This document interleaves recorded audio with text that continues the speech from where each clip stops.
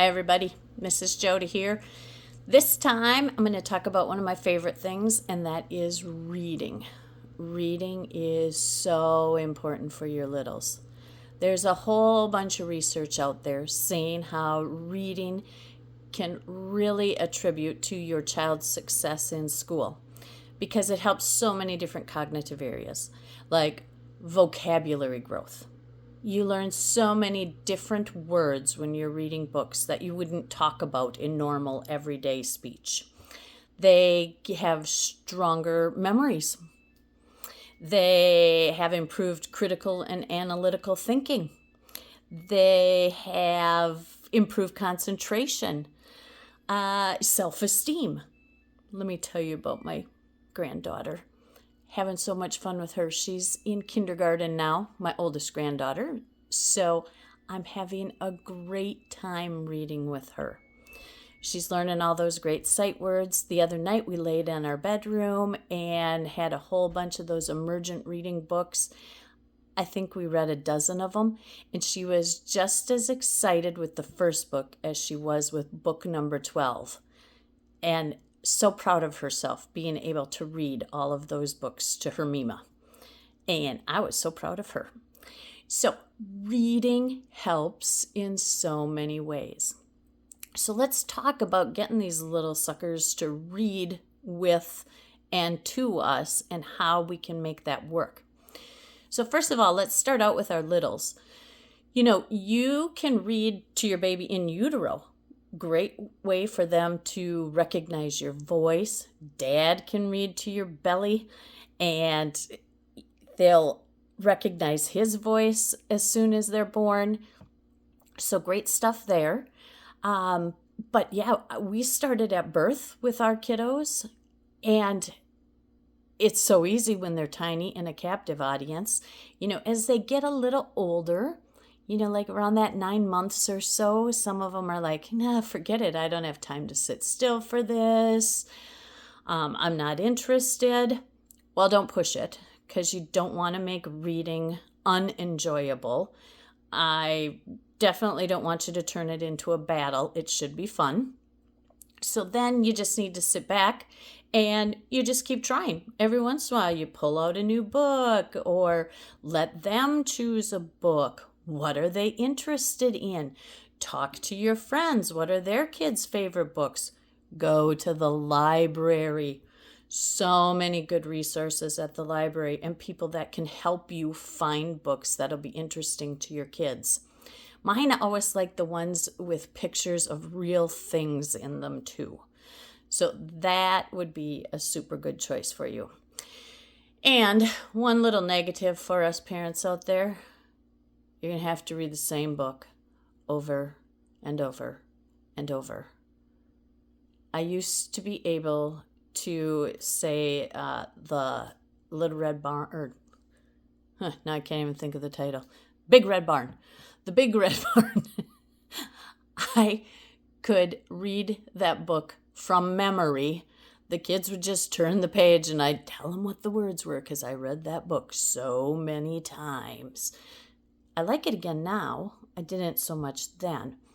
But who cares? If your kids are excited about it, read the dang book. 5 books a day. That's your goal. If you don't get in 5, it's okay. The next day, maybe you'll get in 6. Perfect. Like I said, depending on the age, you never know if they're going to be excited or not. So shoot for 5. Do the best you can. Now, as your kids get older, you're going to get lots of direction from the school about how long they should be reading. Because eventually they will outgrow the picture books, and then we're looking at minutes instead of number of books. Your child's teacher will be great at helping you with that. We just got done with I Love to Read Month in February. There's a whole new Read Act for school teachers, so we're going to have to do a lot of extra classes and training on what it takes to make kids be strong readers. Dr. Seuss's birthday was yesterday, so there right now is a good time for you to find out lots of good ways to get kids to read and how to get them excited. Just look around in the media. But again, same rules for little kids that you had for the bigs. Let them choose the book. What are they interested in? Take them to the library. Again, all of those things will be great ways to help them find books that they would like to try to read.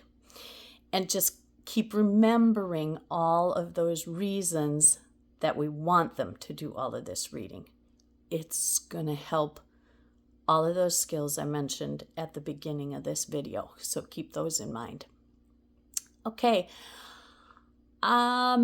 If you're struggling, like let's say you can't read, that's okay. Talk about the pictures. If the kids won't sit long enough, talk about a picture. Just get books in their hands and talk about whatever you can. That will be fine. If you don't have money to buy books, the library. Lots of places give away books, or you could go to Goodwill, Savers, any of those places that you have in your area that sell books cheap. Ask for them for Christmas presents for your kiddos. That's another good idea too. Every holiday, give your kids a book. So lots of ways to get books into their hands. Our school district was doing a fun thing where we set a table out and people could put their old books on it. And when it was conference time, you could come in and your kids could pick whatever books they wanted off that table and take them home for free.